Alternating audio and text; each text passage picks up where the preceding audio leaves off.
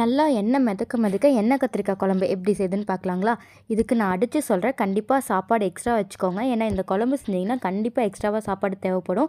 அப்புறம் நீங்கள் வந்து எண்ணெய் கேட்கக்கூடாது. இதுக்கு ஒரு கடாயில் கொஞ்சமாக எண்ணெய் ஊற்றிட்டு பெரிய வெங்காயம், இஞ்சி, பூண்டு, தக்காளி, மஞ்சத்தூள், மிளகாத்தூள், மல்லித்தூள் இது எல்லாத்தையும் போட்டு நல்லா வதக்கி எடுத்துக்கோங்க. நல்லா கொலையாக வதங்கணும்.